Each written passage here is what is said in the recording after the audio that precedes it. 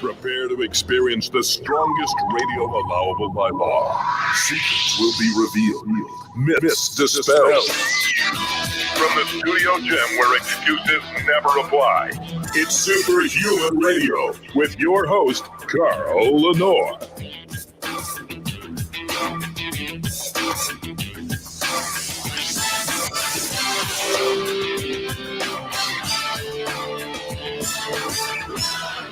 Welcome back to another episode of Superhuman Radio. Today is August 6th, 2020.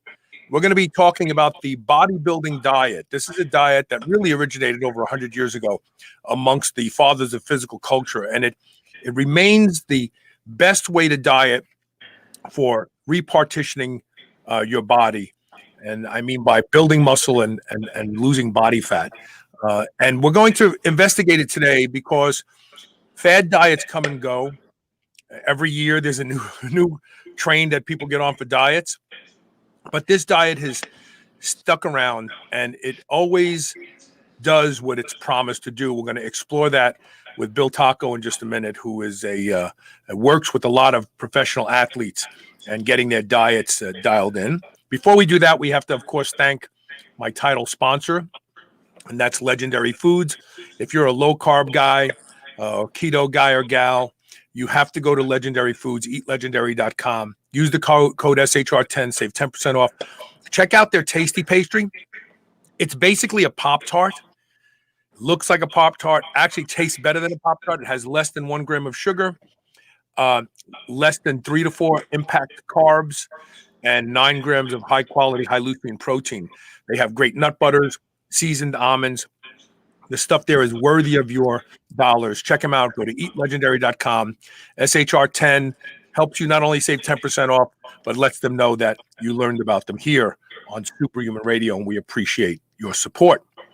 And now, without further delay, how you doing, Bill Tocco? I'm good. Actually, Carl, it's the long O. It's Tocco. Tocco, I'm sorry. Okay, That's thank okay. you. Thank you for correcting me. Just a little plug, too, for Legendary Foods. Those Pop-Tarts are amazing. I happen to like the strawberry ones the most. They're great. Yeah. People, I had Shannon Penna on the show not too long ago. She's doing a cooking segment with us now. She invented the Quest bar. And while she didn't invent the Pop-Tart, Ron, her husband, actually did. She's behind all their nut butters. Their nut butters are amazing. They taste like they're loaded with sugar, but they're really not. And they are every bit of a dessert. I like to just take a spoonful of them and eat them at the end of a meal to kind of punctuate the meal for myself. They have great products. They really, really do. So let's talk about the bodybuilding diet and its legacy. I first really learned about the bodybuilding diet in 2006 from Randy Roach when he wrote his book, Muscle, Smoke, and Mirrors, Volume 1. Volume 1 specifically was designed to convey to people the nutritional legacy that was given to people through the early fathers of physical culture. Jack LaLanne, Armand Tanny, Rio Blair, Vince Gironda. I mean, people still Google the Vince Gironda diet. We're really talking about that diet when we talk here today. This is not only a bodybuilding diet, but in reality, as you like to refer to it, it's the low inflammation diet. Given the fact that inflammation is at the root of every disease, everybody should be eating this way, right?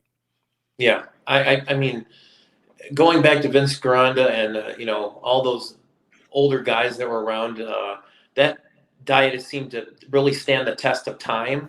And over, when you go back to that diet, it seems to work for the majority of people, even if they're not bodybuilding. If they just want to, if they're just regular people, I have a lot of people that I work with that don't have anything to do with any kind of fitness competitions, but want to lose a little bit of weight and stay in shape. And, having those intervals where you're eating every 2.5 to 3 hours, things of that nature, having lower carbohydrates, moderate fats with high protein, creating that environment where it's low inflammation. Not only is it healthy for you, but it seems every time you go back to that, when these fad diets come in and out, it really works well for almost everybody. You know what's really funny? I got in my best shape and my strongest eating this way.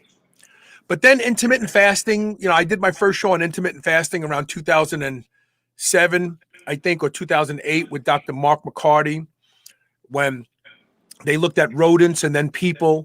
And I thought, well, maybe this is the way to go. And it's more convenient. I don't have to prep my meals. And the reality is, I've been intermittent fasting for 10 years, and I've done nothing but lose muscle gradually from year in and year out. I know that you've seen pictures of me recently, and it's disgusting. When you look at the pictures of me at 50 and now at 60, there's a dramatic difference in the amount of muscle that I carry now.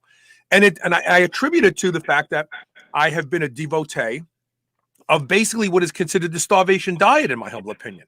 You're really starving yourself. Your body is getting a signal every single day that food is not in abundance because you're going for long periods of time without eating. Now, granted, there's some evidence that this may have some positive effects in aging, but I'm not convinced that if you're losing muscle, that's a good thing for aging. What do you think? You know what? I think that some studies, I know that you know this, have shown that when you fast, you can have higher outputs of IGF-1. But then my argument is, have you seen Gandhi was always fasting? He wasn't huge. So some people make that argument, well, I don't want to get my growth hormone levels up and things of that nature. Now, there has been some good evidence that it is good for life extension and aging. But as far as keeping muscle, like you were talking about, over the long haul as you age, and like on your show, I've listened to your show. I don't want to deviate too much, but I've been listening to the show for about 10 years now. So I've listened to a lot of your shows, and I remember you used to talk about women as they age, especially when they get up towards 70, if they don't do any kind of resistance training, they become unable to maybe get up out of a chair. And I think that is part of it too. If you don't have enough protein to build that muscle tissue and to, number one, carry a positive nitrogen balance, and you have basically a skinny fat frame and you're not ambulatory, able to move, you're going to have some issues. So I think you're exactly right by saying losing muscle is probably not a good idea overall. I would say no. No, and strength equates to longevity and health span. We know that now. There's numerous studies that prove that. I always believed that. When I first started doing the show for the first 3 years, I would close every show by saying muscle is metabolic currency. Get into the gym and make a deposit today. The same way you save money, you need to save or gain muscle. Right. That's playing out in science. So let's start off with this topic first. Since we're talking about meal frequency, I believe that you can still do the bodybuilding diet and still stop eating at a reasonable time at night to where autophagy and the anti-aging benefits of time-restricted feeding can take effect. You don't need 16, 18 hours. You need 10 to 12 hours, and that's probably the sweet spot. So let's talk about the magic of meal frequency. One of the things that the bodybuilding diet focuses on is something that was called about 20 years ago the fed state, meaning that when the body is having lots of small meals all day long, it conveys the sense of abundance, and the body goes, I don't need to store fat. We get all the food we want. We never miss a meal. Everything is great. As opposed to turning ghrelin on, which we know ghrelin agonists actually cause a greater deposition of body fat. If you're using high doses of GHRP6, you're going to start noticing you're storing the body fat more. And so we know that when the body is starving, from an evolutionary perspective, it says we need to have fat. This guy may not be able to, or this gal may not be able to get food in a day or two. But when you're having those 5 or 6 small meals a day, aside from the fact that insulin stays nice and stable throughout the day, the body also feels secure, so it can give up body fat, right? Yes, I agree with that in many ways. Also, another caveat to that is when you're eating in these frequent time slots and your body starts to get adjusted to that, I believe, and I've seen evidence anecdotally throughout many people I've worked with and myself, doing it on myself, is that your metabolism seems to definitely be on an uptick when you're eating in those intervals because you're not going a long period. So when you go a long period, your body is like, whoa, let's slow everything down because it might be hitting a time where you can't go out of your cave and chase down a bison or whatever the case may be and get that next meal. Now, when you talk about ghrelin, for the people that don't know out there, when this hormone is released, ghrelin, you get very hungry and you get that growling in your stomach. I know a guy, tell me if this sounds familiar, that was taking this peptide GHRP6 that you referred to. It makes the ghrelin response almost uncontrollable and you get so hungry. This guy actually went over to his refrigerator and opened up a jar of brewer's yeast and was eating it. You're talking about me. By this spoon, I'm talking about you. Now, how long ago was that on your show? Oh my God, that was 2008. I think I talked about that. So, like I said, I've been listening to the show for a while. I did. I took 250. I took 250 micrograms of GHRP6. I got so hungry that I had raw unpasteurized milk and cream. I was drinking that. And then all of a sudden I had brewer's yeast that I used to use in my shakes.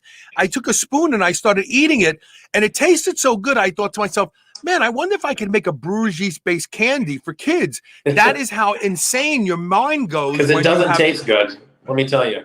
No, it tastes like crap. No. It's like a ghrelin will do that. Tab.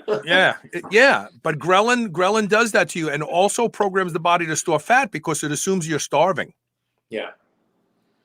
So, how many meals a day do you think are necessary to actually affect that fed state quality of a diet where the body goes, wow, we eat so regularly, we really don't have to worry about starving to death? I really like to say the sweet spot for most people, even if they're not bodybuilding, would be somewhere at around 5 meals. Now, when I have other people that can handle more food, I give them 6 and I give them 7 meals. Now, that's all really always base dependent on the individual with their metabolism, how they can digest food, and how they feel throughout the day. So it kind of varies, but I'd say 5 is a good sweet spot, even for women too. And 5 is easy to do. People go, oh, 5 meals. No, you have 3 meals and you have 2 maybe high protein snacks, high protein shakes. You just drink it and be done with it. Yeah, I agree with that wholeheartedly right there. Okay, so what is the ideal duration between meals? So if we're looking at our schedule and we want to do 5 meals, like for a while there, following the diet, I was up to 6 meals a day. I was eating every 2.5 hours. Yeah. And staying within my eating window of stopping at 6 p.m. I think that's going to depend on how many meals you're doing in a day. If you're doing 7, then I think 2.5, maybe even slightly shorter than that is good. So you can get all those meals in and then still obviously have that cutoff to where you get the benefits of having a small fast before bed, a fast while you're sleeping, and then possibly a little bit of a fast if you're getting up to early to do fasted cardio or whatnot. And you get both kind of ends of the spectrum there. You get both benefits that way. So let's talk about macros now. One of the things that the bodybuilding diet focuses on is would be considered juxtaposed to the traditional RDA type approach to diet, a very high protein diet. Generally around 50% of your calories are coming from protein, correct? Yes, I would say mostly what I usually do I would say at the bare minimum for someone that's active and that wants to basically protect the muscle tissue that they already have on their frame, I would say you got to start with not so much a percentage, but I would say 1 gram of quality protein per pound of body weight, lean body weight. Okay, if you're a hard training bodybuilder and you're looking to put on size, I would say I would go between 1.2 to 1.5 grams per pound of body weight, and in some cases 2 grams. So I kind of do it more on a gram basis, in a formula per their weight, more so than like a percentage. That's kind of how I usually do it, and that seems to work well for me. So you start there, and then you back the other 2 macros into it. Where does protein, where does carbohydrates, where does fat fall in those ratios? Okay, usually what I always tell people first is when I get someone new that maybe doesn't know too much about bodybuilding or that kind of a lifestyle diet, I always tell them first we're going to start with the protein because we want to protect that muscle tissue that you have currently on your body. So I tell them, just like you said, it's like putting money in the bank every day with the training.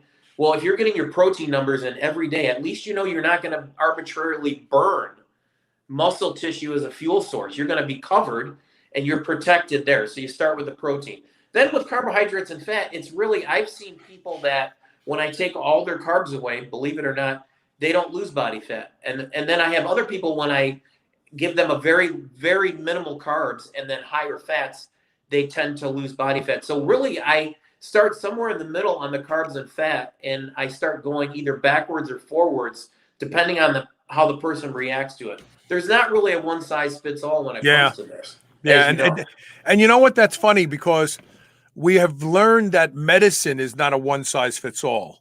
But yet we think diet is going to be a one size fits all. And you're absolutely right. You're absolutely right. And and a small thing to that too, while you're on the subject saying medicine isn't a one size fits all, training really isn't a one size fits all either. Like Mike Menser, great guy, you know, him and his brother Ray, they had their own ideas, and some of their principles are awesome, but they really believe that, you know, that everybody was going to benefit from doing one all-out set. That sometimes for some people that is not enough volume.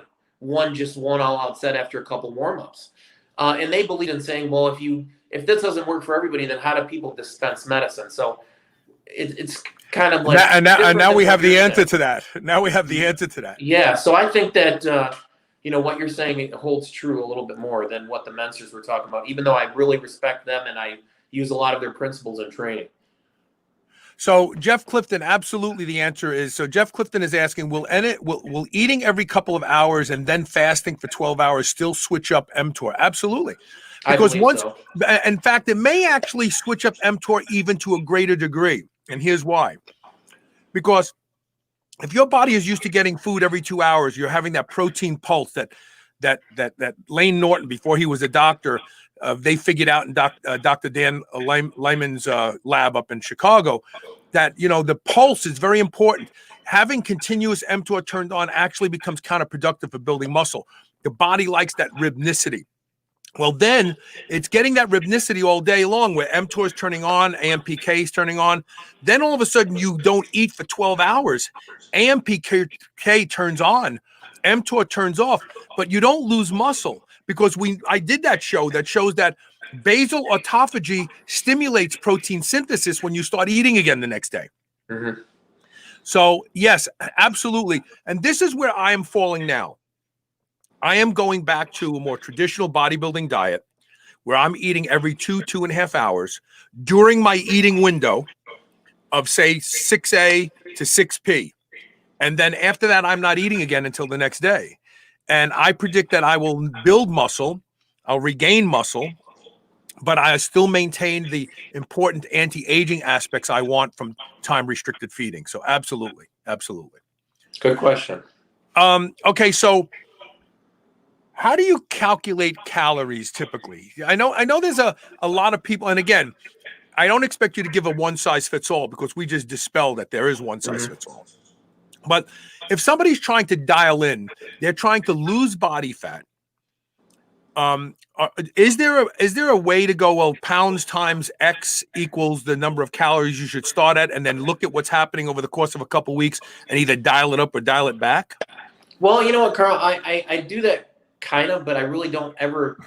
Me personally, the way I've been doing my calculations for coaching and on myself is I always just really do it based on the macros, and then like whatever the calories, I can always figure out what the calories are, but I start with the amount of protein that person should be eating, and then like we were talking previous, the carbs and fats, I kind of work those out. So I don't really go by a formula as far as the overall calories, because I think calories aren't really the most important thing. I think manipulating each macronutrient counterpart is the way to go, at least what I've seen and what I work with, and varying those three parts of the equation instead of just saying, oh, overall calories, because we can always get into the argument of people say, well, it's calories in, calorie out kind of argument. And my rebuttal to that is, let's say if we took two human beings and they're both twins, identical DNA and everything, identical metabolisms, and this guy over here is telling me, and I've had this argument or discussion where, oh, it's just calories in, calories out. And I say, well, you take this twin and you diet him, and we'll do it maybe for 12 weeks. I'll take this one. You can go ahead and feed him your gummy bears, 2,000 calories, and I'm going to feed him 2,000 calories of filet mignon and say rice or baked potato. Who's going to have a better body composition? Who's going to have more of insulin stability throughout the day, not only to have energy, but to be in a state where you're losing body fat and gaining muscle? I think the person I'm working with is going to be coming out on top in that regard.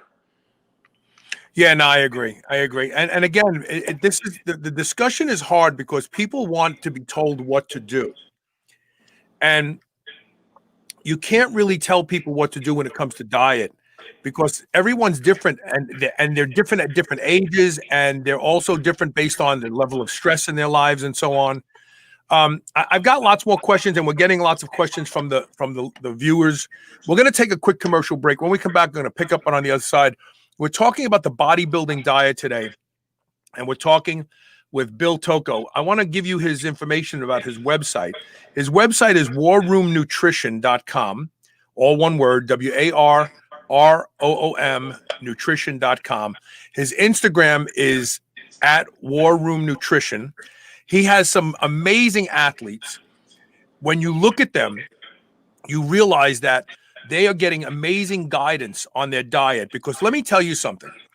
I realize now at this stage of the game, I still carry a considerable amount of muscle at my age. And if I got lean, I would look great. That's the only difference. If I got lean, I'd look great. But because I'm not lean right now, I'm all covered up by subcutaneous fat. I don't look great. So it really comes down to diet. The body you're searching for is under there. It's there right now. But chiseling away what's covering it up takes the right type of nutritional approach, and you can learn by going to warroomnutrition.com and learning more. Stay tuned. We'll be right back with more Superhuman Radio.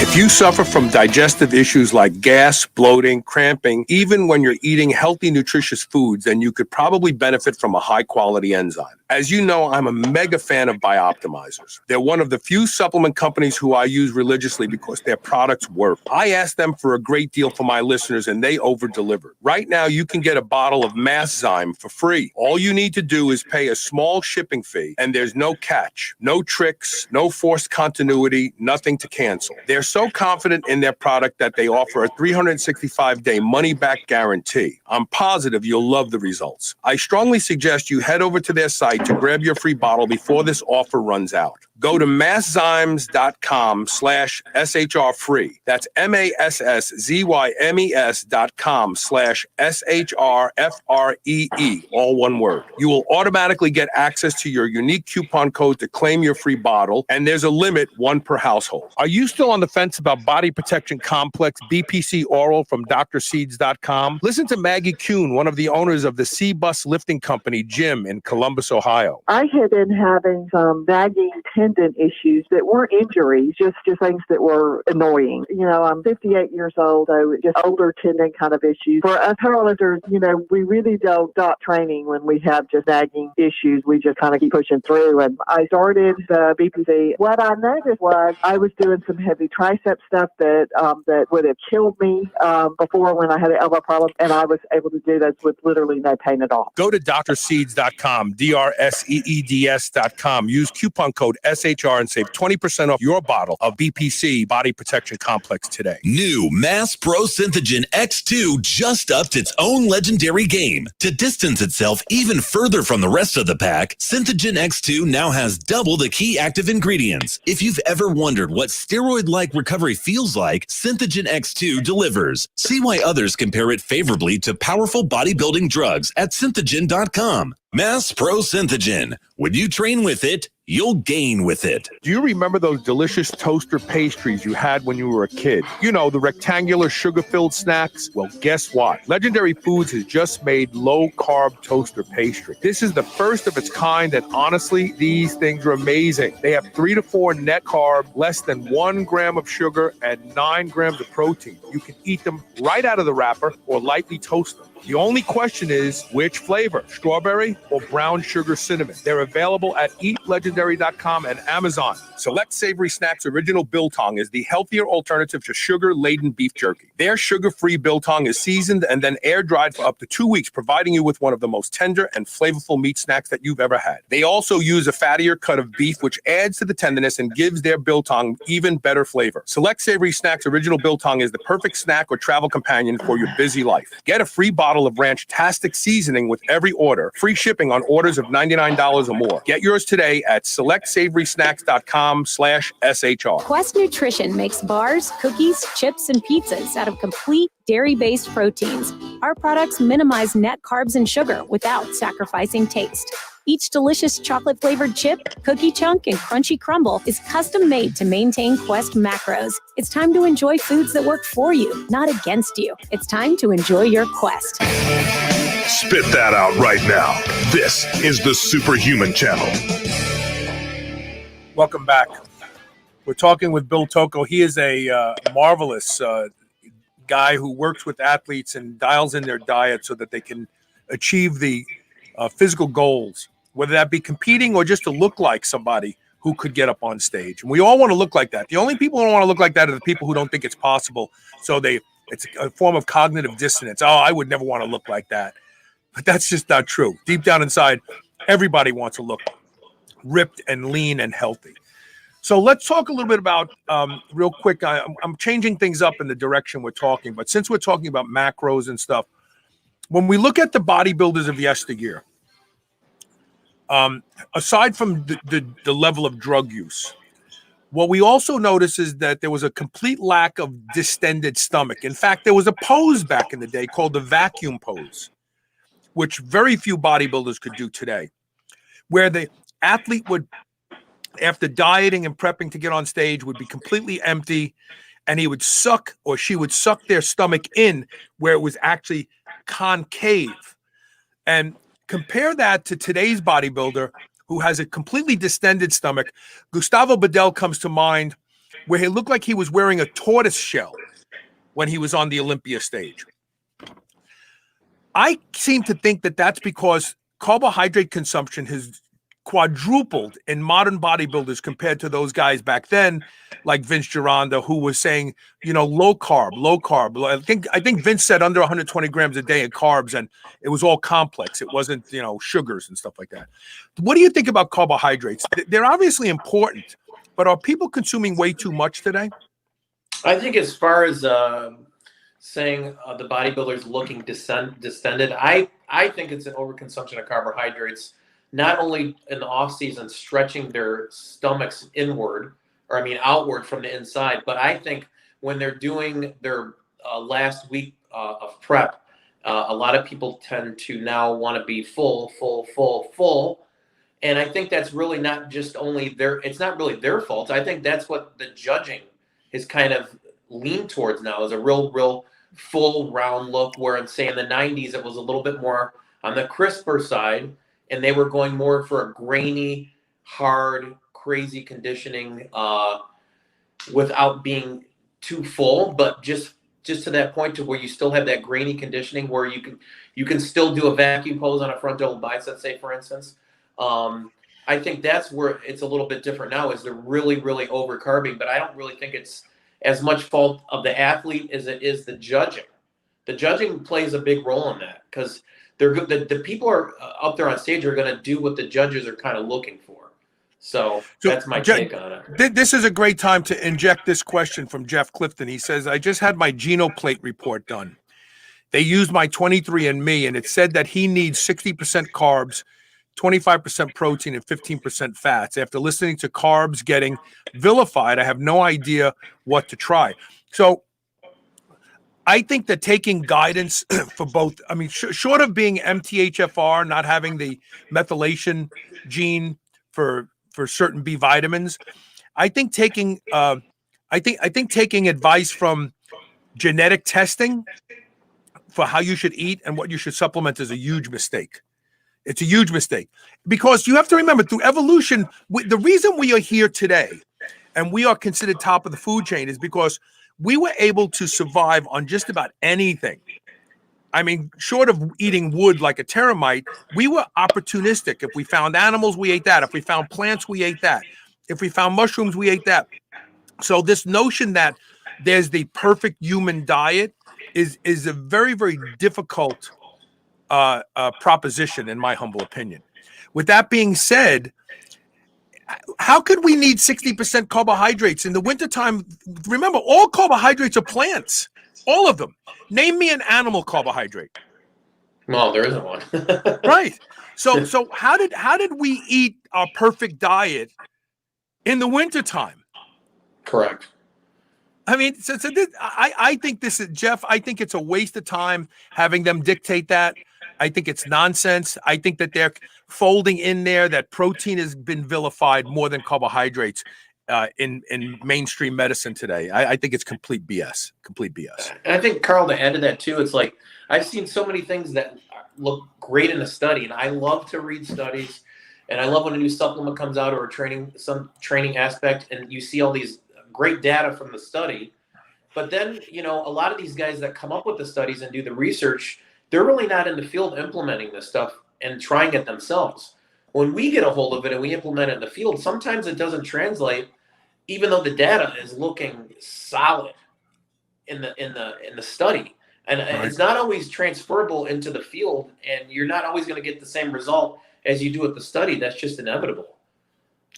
No, I agree with you 100%. So let's talk about a couple other things now. Let's talk about, everybody says the diet that works best for you is the one that you'll stick with. And that's obviously true, because if you do a diet that works for you, but you only stick with it for 2 weeks, you're not going to see any changes. And people are very impatient. They want results now. So they hop from thing to thing before they find out what they're doing, if it's working or not. What about the mental aspect of dieting? That has to play a huge role in the success of clients of yours or people in general.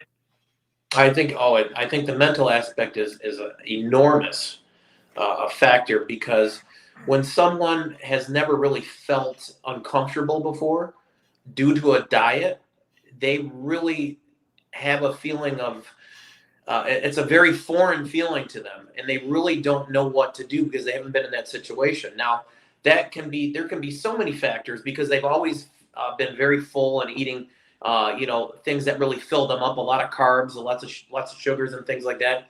And also there can be things from their childhood where they have grown up really comfortably. That might sound weird, but there's people I know that grew up very comfortable, and so when they're uncomfortable, I mean, they're a completely different person.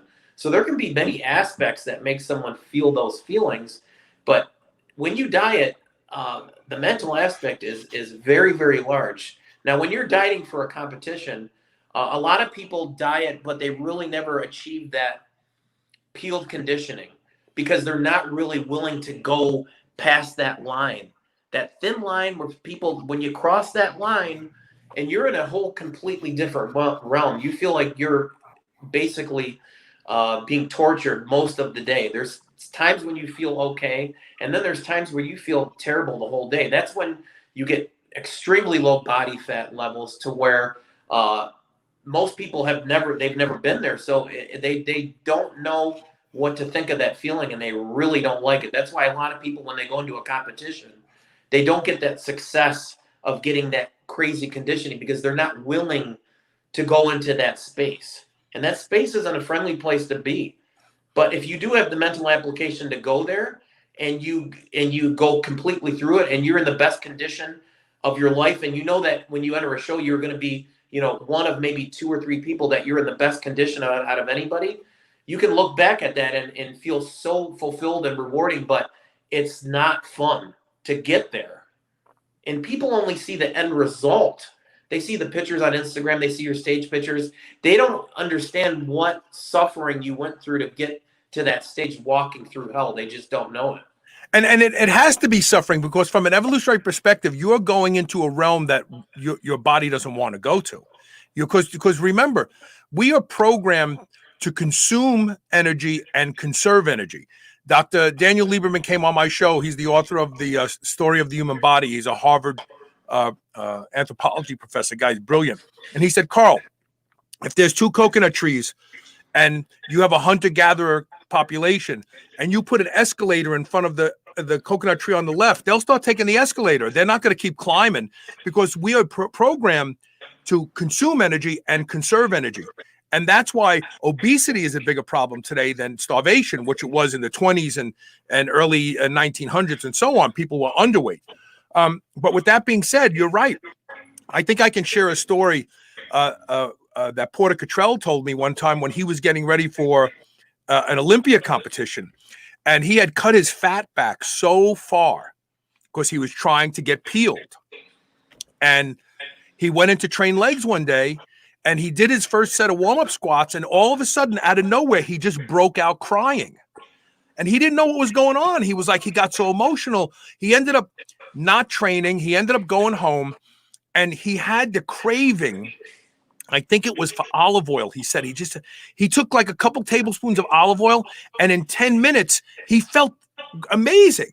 And so, these are evolutionary safety nets in our body. Like when your fat level gets too low, your body doesn't want that. It's like, hey, man, we may have to defend ourselves. We have to hole up in a cave for and people are laughing right now. I go, oh, come on, Carl. Listen, we spent millions of years in that world. And now we've spent 40,000 years in this. It's like a sliver of time compared to the millions. So we are ancestral creatures in a modern world. And so the body is designed to protect those things. And as you point out, it's painful. Look, women lose their period when they get ready for a competition. You know why? Because the body's going, holy crap, you're going to starve to death. You can't get pregnant. We're shutting that machinery off. And they just lose their period. That's called amenorrhea. So it's very extreme. And quite frankly, it's probably the most extreme sport in the world is bodybuilding, because there's no off season. You actually train harder in the off season, and it's torturous getting ready to get up on stage if you're going to be a competitor today. I agree with that. So the mental aspect is a big thing, obviously. Let's see. Robertson says, distended stomachs have nothing to do with carbohydrates and everything to do with GH and insulin consumption. I don't believe that, Rob, because Lee Priest never had a distended stomach and he used growth hormone. So I don't believe that.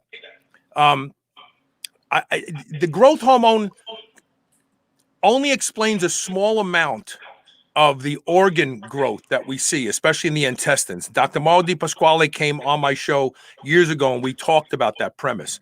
I don't believe it, and I'll prove it to you right now. Look at the American population. Look at the population in most countries. Everybody's got a distended stomach. They're not all using growth hormone and insulin. It's carbohydrate consumption.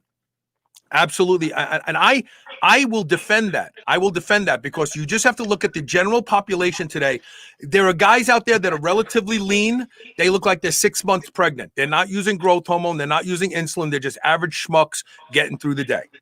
So the stomach distension goes way, way beyond the bodybuilding world. It's just more profound in the bodybuilding world because today's bodybuilder is eating 500, 600, 700 grams of carbohydrates on top of the protein that he's eating. Back in the day, guys like Gironda, 120 grams of carbohydrates is all they were eating to build those physiques. So I would respectfully disagree with that assertion, Rob. What do you think? Do you want to chime in on that? I know that we had talked kind of off air about the whole distension and everything, and I personally think it's over carbohydrates, both off season and going into the show.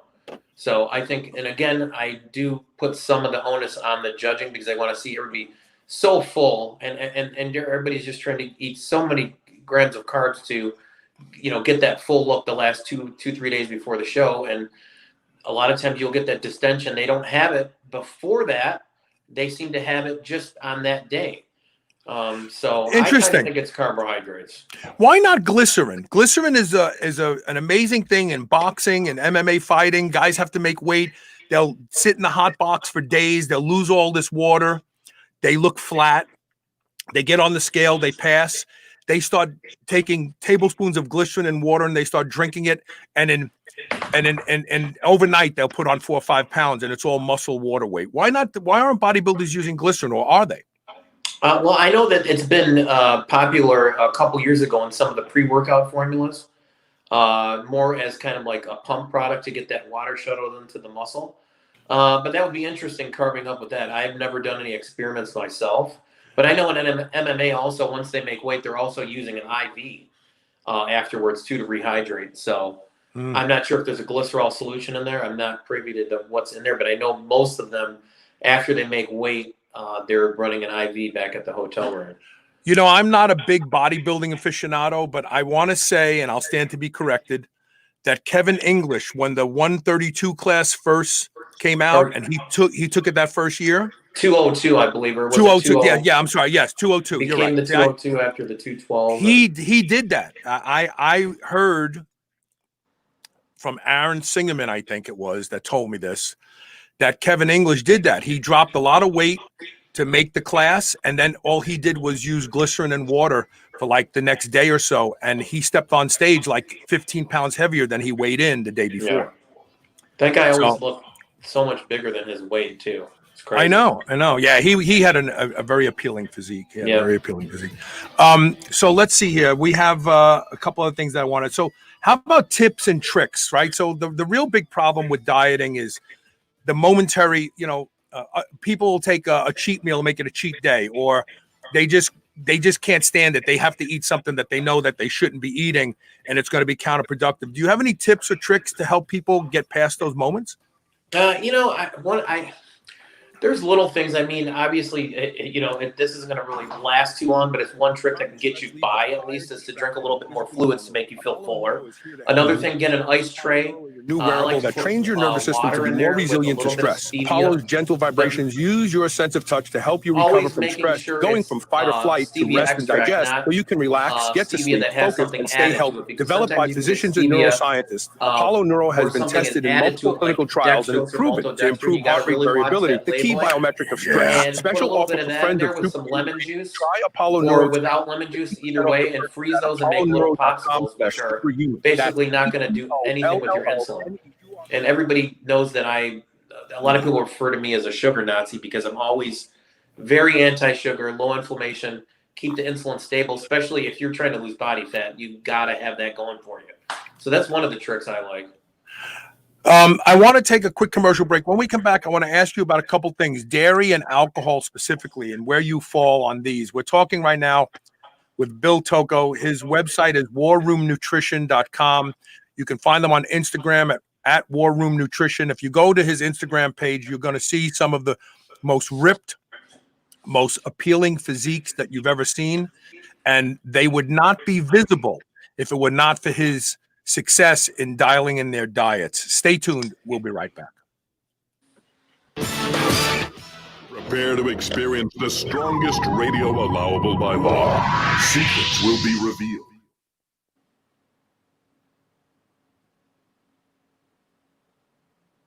Secrets will be revealed.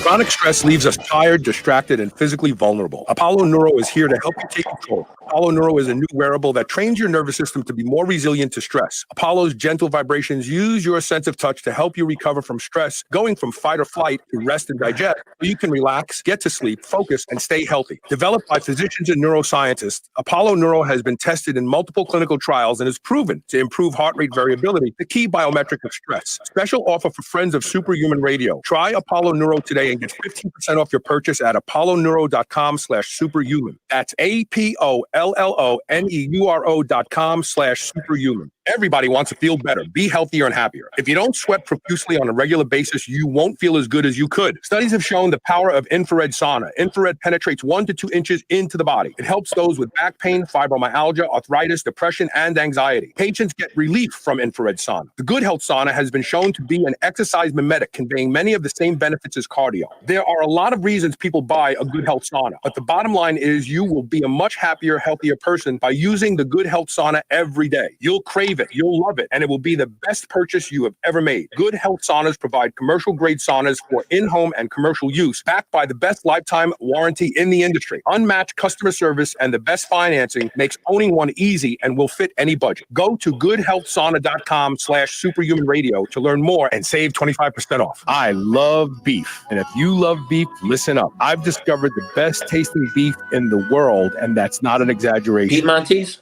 Piedmontese.com. The Piedmontese breed is famous from Italy for being lean and unbelievably tender with half the fat and calories of traditional beef. Even typically tough cuts are tender when it comes from the Piedmontese cows. And for the first time ever, Piedmontese cows are being raised here in the USA. Get 2 free 10-ounce New York strips when you purchase $50 or more at Piedmontese.com with code SHR. Go to PIEDMONTESE.com and use code SHR today. You will never eat any other type of beef ever again.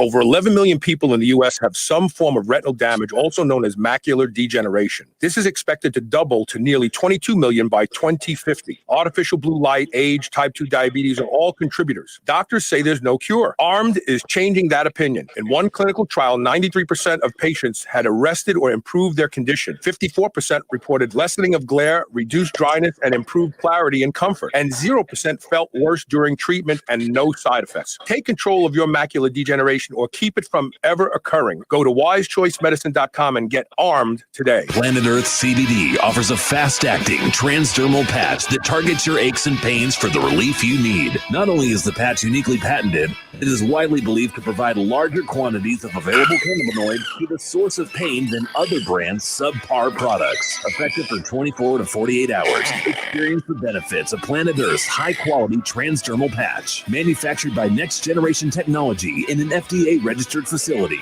This pressure-sensitive adhesive delivers rich hemp extract directly through the skin. Be it a neck ache or a headache, you can count on CBD to take off the edge. Go to planetearthcbd.com today to learn more. You've heard me talk about the chill pill on the show and how effective it is at helping people who suffer from social anxiety, or sometimes when you just want to take the edge off to a long, stressful day. Well, listen to this story from Dylan Goutreau. Definitely takes anxiety away, which I have a long history of having. Started out at 2 milligrams a day of Xanax. That was at 8 years old. And so I stopped using benzos 3 years ago. Extremely difficult. Yeah, so I spent about 3 years trying to find anything and everything I could that would be healthy for me to help with anxiety. Because I'm talking, full out panic attack. The chill pill was the first thing that I found that actually in the middle of a panic attack I can take, and it definitely subsides. Go to drseeds.com. That's DRSEEDS.com. Use coupon code SHR and save 20% off your first bottle of the chill pill. Check it out. I promise this is one supplement that delivers. Move over, superheroes. This is the Superhuman Channel. Welcome back. So now we're going to talk about different types of foods and things that people seem to think are bad for you if you're dieting. What about dairy? What's your opinion of dairy? Well, dairy, I'm not a huge fan personally of dairy, and I know that some of that, obviously lactose isn't very agreeing with a lot of people, and I think there is a little bit of an insulin response there as well. So I tend to steer people away from it, and myself as well, but some people, like other foods, handle it better than others. I personally am not a big fan of dairy because of lactose. There's actually insulin in dairy. Oh, maybe that's why. People At the turn of the century, they discovered that people who had type 1 diabetes and they were able to drink milk and not need insulin. Because it was actually lowering their blood sugar. Well, because there's everything in milk that the baby needs, right? The baby doesn't have enzymes yet and doesn't have a lot of hormonal responses and so on. So the mother's milk has to deliver that. Human breast milk and bovine breast milk. Mm-hmm. So there are hormones in these in cow's milk. They're very similar to human milk, but they're in much larger quantities. So there's probably something to what you're saying there. What about alcohol? I kind of think alcohol is a double whammy. It's not just about calories, but alcohol can act like estrogen. Alcohol blunts the both the production and binding of thyroid hormone. Alcohol to me is like, if you want to lose weight, alcohol doesn't work. But somebody likes to have a drink, maybe, you and I are Italian. Maybe we want a glass of wine or Sambuca one night because we want to feel good about our lives. Where do you stand on alcohol? I would say I always tell people, keep it to 1 or 2 drinks on a specific night with their cheat meal if they're going to do it at all. But obviously doing it all the time, I believe there's also an insulin response there as well. And I'm very big on keeping insulin stable. So for me, I totally think it's a negative. And plus, depending on your tolerance, you can feel like crap the next day. And then, maybe it affects the whole next day as far as cognitive abilities. And then saying, well, I don't feel that good, I'm not going to go train today or do cardio or whatever. So there's a kind of a ripple effect as well from that. We have a sponsor called Pure Nootropics. They sell a supplement called DHM, dihydromaracetam. It's a derivative of the Chinese raisin tree. This is legit. Like I drank 16 ounces of tequila one night. I took one A before and lot. one after. I went to the gym the next day and trained. Oh, wow. This stuff, I'm asking the company that reps it to do a study to see if it interferes with protein synthesis, because there's evidence that alcohol can actually negate the protein synthetic response of your workout that morning. Mhm. I thought, man, if it derails the anti-protein synthetic response of alcohol, bodybuilders will be buying this stuff so that they can have a drink and not feel bad about going out and having a drink. And plus, there's no hangover when you take this stuff. It's really amazing. Wow, that sounds amazing. Yeah, yeah. So, what about go-to foods for you? You know, chicken breast, broccoli. Like, do you have favorite foods that you would like to see people eat more of? I would like to see people use a little bit more green vegetables in their diet. There's a lot of people that don't like vegetables. I'm a big fiber person. I think soluble and insoluble fiber is huge, not only on health, getting rid of toxins out of your body, but a lot of people don't understand why I sometimes put a fiber supplement in their plan. There's a lot of bikini competitors, and I really believe if you're taking a good fiber supplement, soluble and insoluble, that you can actually make your stomach more flat, believe it or not. So I think vegetables would be a big thing I'd like to see people eat more of. It's go-to foods. I like to really mix mine up. I really wish people would really be more open to red meat, lean red meats. And I know that you know an extreme amount about it. We've talked about it. I think there's a lot of nutrients in red meat that you're not going to get in other proteins, and there's definitely a place for it in your diet. Yeah, no, I agree with you. Do you make broccoli rabe? No, but I have a lot of people around me that know how to make it good. I just love don't have broccoli the patience to do all that. I know, because you gotta boil it and then you gotta fry it. You saute Yeah. it. You gotta boil it first Yeah. and then saute it. Yeah. But it's amazing for people who like bitter greens. Mhm. You know, we grew up, because we're Italian. We grew up eating that as kids. I'm sure you did too. And I Yeah.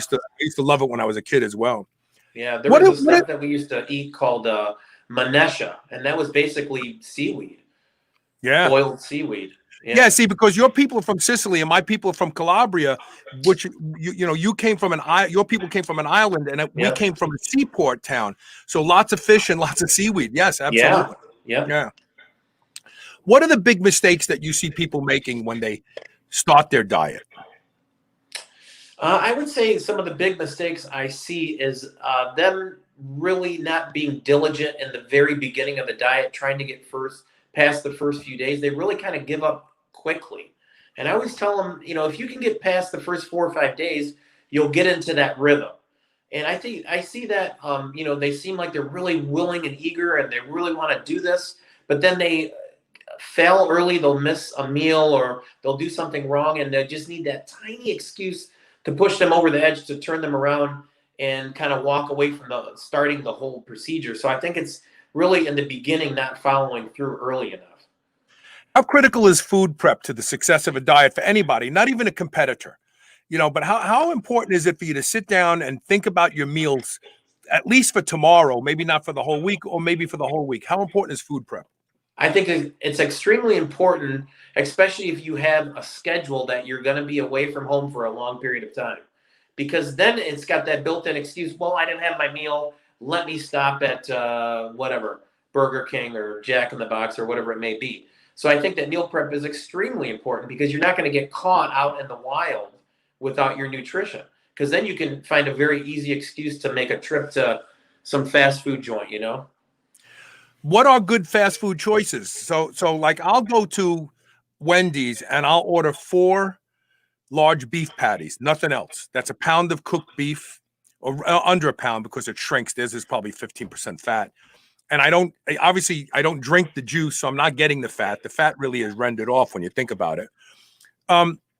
If you had to walk into a grocery store right now, you had no other choice. Maybe you left your food home. What items would you buy? Lean protein, good carbohydrate, good fat choices. Well, for instance, if I had to eat something and I didn't have a lot of time, obviously, to prepare it, and I just had to walk in and get it, I think one of the great ones is rotisserie chicken right off the bat. One, it tastes great. You got a good protein source. I think for fats, I think guacamole would be good, because you're not going to sit there and buy an avocado and have time to cut that up. So you have guacamole. Again, read the labels because some of them do add dextrose, which is basically sugar. So look at it, make sure there's nothing added to it.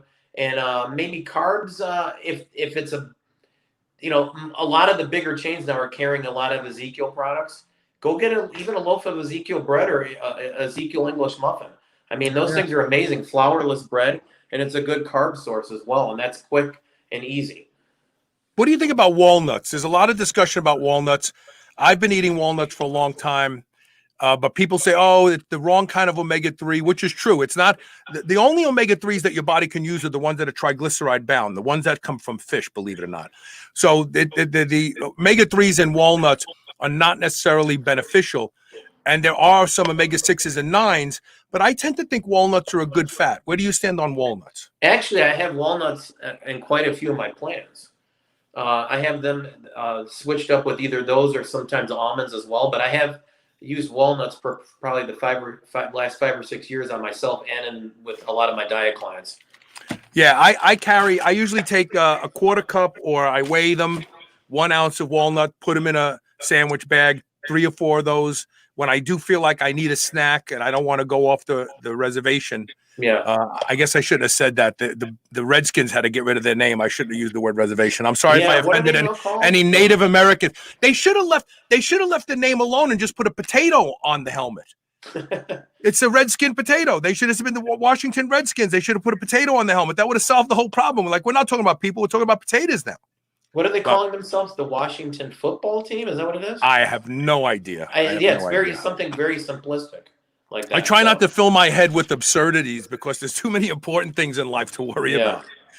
So, can you stay with me through this next break? Sure.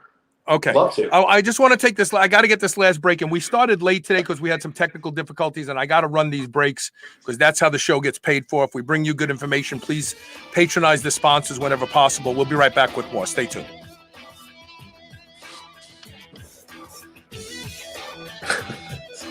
Everybody wants to feel better, be healthier and happier. If you don't sweat profusely on a regular basis, you won't feel as good as you could. Studies have shown the power of infrared sauna. Infrared penetrates 1 to 2 inches into the body. It helps those with back pain, fibromyalgia, arthritis, depression, and anxiety. Patients get relief from infrared sauna. The Good Health Sauna has been shown to be an exercise mimetic, conveying many of the same benefits as cardio. There are a lot of reasons people buy a Good Health Sauna, but the bottom line is you will be a much happier, healthier person by using the Good Health Sauna every day. You'll crave it, you'll love it, and it will be the best purchase you have ever made. Good Health Saunas provide commercial-grade saunas for in-home and commercial use, backed by the best lifetime warranty in the industry. Unmatched customer service and the best financing makes owning one easy and will fit any budget. Go to goodhealthsauna.com/superhumanradio to learn more and save 25% off. Do you remember those delicious toaster pastries you had when you were a kid? You know, the rectangular sugar-filled snacks? Well, guess what? Legendary Foods has just made low-carb toaster pastry. This is the first of its kind, and honestly, these things are amazing. They have 3 to 4 net carb, less than 1 gram of sugar, and 9 grams of protein. You can eat them right out of the wrapper or lightly toast them. The only question is, which flavor, strawberry or brown sugar cinnamon? They're available at eatlegendary.com and Amazon. If you suffer from digestive issues like gas, bloating, cramping, even when you're eating healthy, nutritious foods, then you could probably benefit from a high-quality enzyme. As you know, I'm a mega fan of Bioptimizers. They're one of the few supplement companies who I use religiously because their products work. I asked them for a great deal for my listeners, and they over-delivered. Right now, you can get a bottle of Masszyme for free. All you need to do is pay a small shipping fee, and there's no catch, no tricks, no forced continuity, nothing to cancel. They're so confident in their product that they offer a 365-day money-back guarantee. I'm positive you'll love the results. I strongly suggest you head over to their site to grab your free bottle before this offer runs out. Go to masszymes.com/SHR free. That's MASSZYMES.com/SHRFREE, all one word. You will automatically get access to your unique coupon code to claim your free bottle, and there's a limit, 1 per household. Unlock your potential with the best cognitive enhancement and anti-aging supplements on the market. PureNootropics.net goes the extra mile for the highest quality ingredients, third-party tested to make sure you only receive the best your money can can buy. There's no better choice with their money-back guarantee and free shipping. Try their best-selling DHM. Dihydromycin prevents hangovers and helps deliver detox after a night of drinking. Get your DHM and other nootropics and longevity supplements from purenootropics.net. The purest supplements around. Whether your goal is to build muscle or burn fat, you'll find everything you need at Redcon One. Need help getting a good night's sleep? Try Fade Out, or the most popular pre-workout supplement on the market today, Total War. Sign up for their new Transformation Challenge and win $10,000, or shop for apparel that people at the gym will know that you are serious about your training. Need a testosterone booster that works? Check out Boomstick. Whatever you need, you'll find the best quality supplements on the market at Redcon One. Go to redcon1.com. That's REDCON, the number 1.com, or go to superhumanradio.net and click the Redcon One banner ad today. You're listening to the Superhuman Channel. Don't hate us because we feel good. Welcome back. We're talking with Bill Tocco, and you can go to his website, warroomnutrition.com. You can also follow him on Instagram at War Room Nutrition. You reach out to him if you want help dialing in your diet. A lot of professionals trust him, and they are rewarded by winning competitions and having bodies that we all wish we had. Two last questions. Sauna. What do you think about sauna? Do you believe in sauna? Do you think it aids in the fat loss portion of dieting? You know what? I don't know about aids in fat loss, but I know that there's a ton of health benefits to it. So I've listened to, I'm not sure if you've listened to Rhonda Patrick, Dr. Rhonda Patrick. Are you familiar with her? But yes, I am. Yeah. Extensively about sauna and extending your life quite a bit.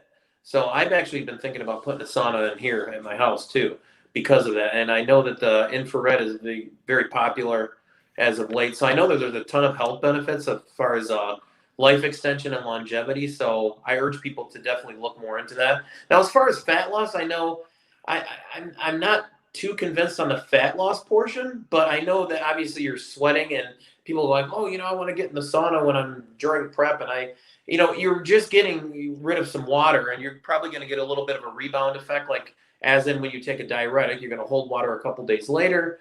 But the health benefits, I know they're numerous. And like, again, Rhonda Patrick has talked extensively about it. And I definitely trust her opinion and hold it in high regard. Yeah, I have one at home, and I love sauna. I used to get in the sauna after training and then into an ice cold shower after that.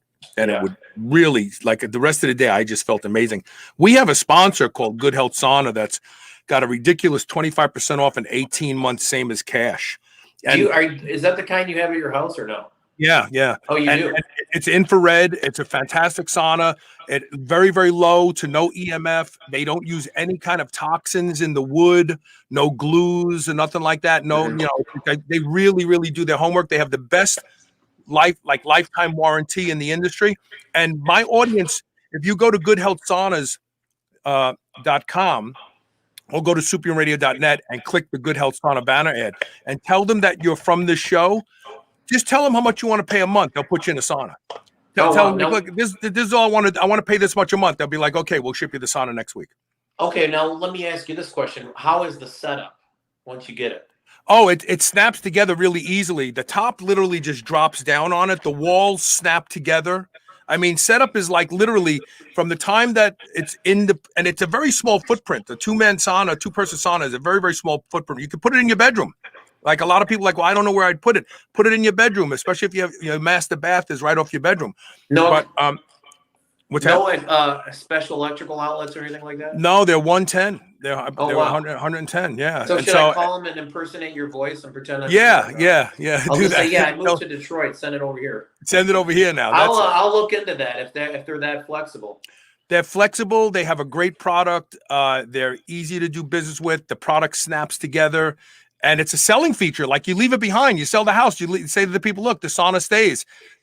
Because then you just get a new one.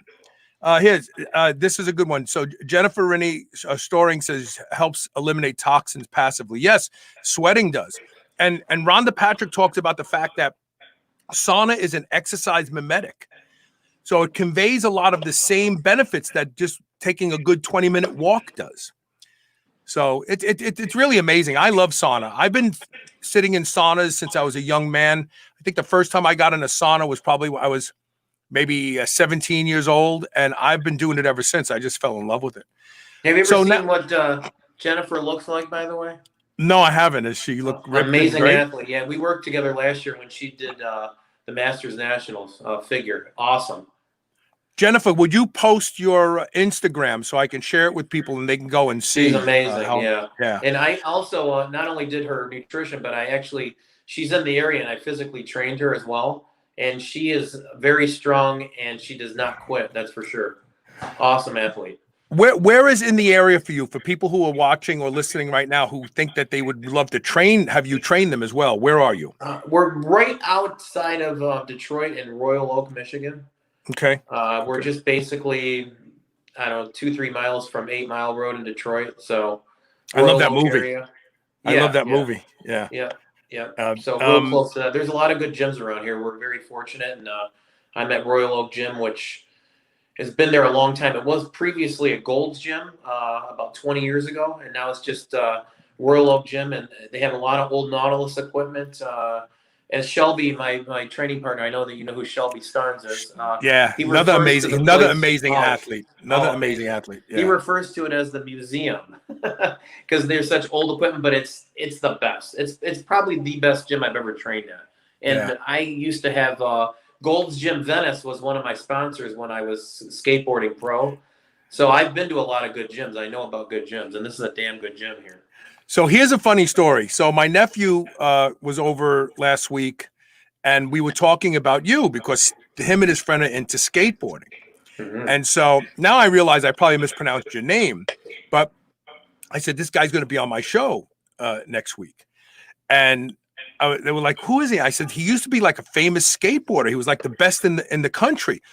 And we Googled, and there are still skateboards being sold with your name on them. Well, yeah, we just the last couple of years we've had some come out. Different companies contact me and want to do collector editions. So we just had one out. The latest one is a place in Chicago called Character Skateboards, characterskateboards.com. That's where my latest board is at. And the skate park over here, which owns a board company too, Modern Skateboard, Modern Skate and Surf. They put a board out for me, and some of these editions that came out recently have done real well with the older collectors.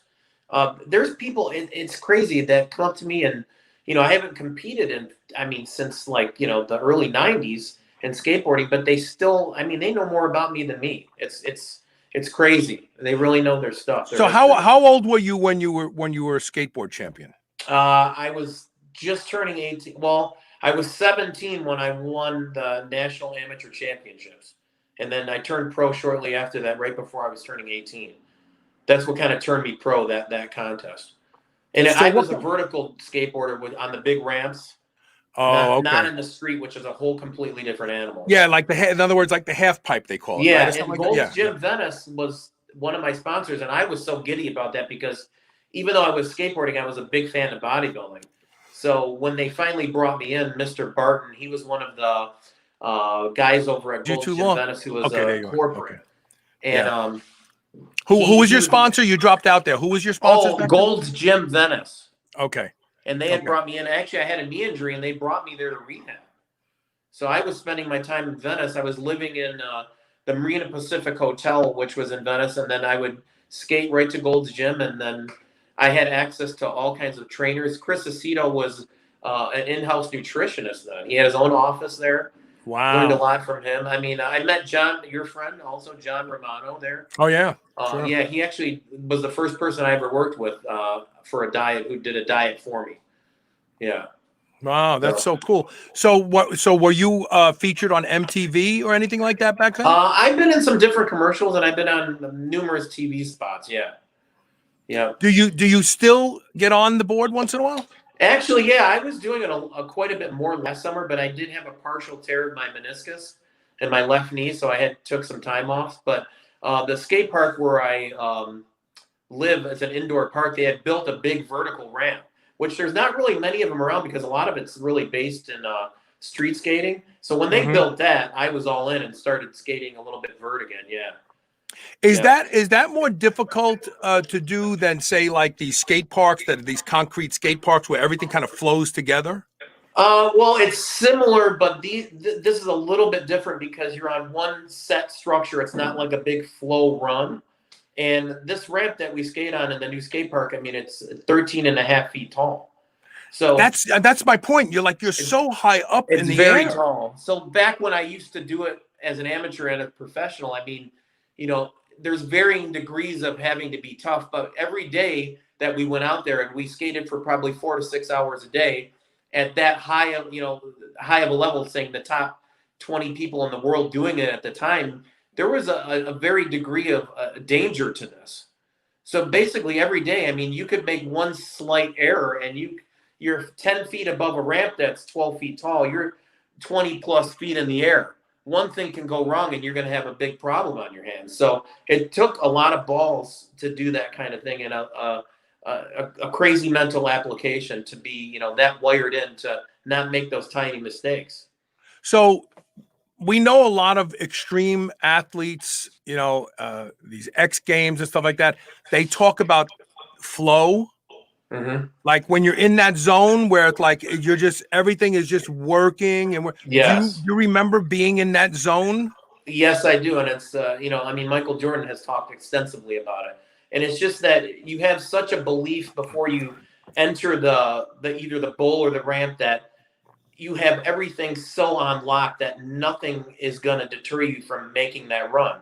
Now, that sometimes separates people from being a champion, not a champion, because they don't have the commitment to say to themselves, no matter what, I'm making this trip. So what happens is they hold themselves back. Mm-hmm. And it's like, I would say, if you took a newspaper and you roll it up real tight and you go to swat a fly, well, think about the person and the human body being that piece of newspaper rolled up, and you're smashing it all at one time against a cement surface from 20 feet in the air or on a ramp.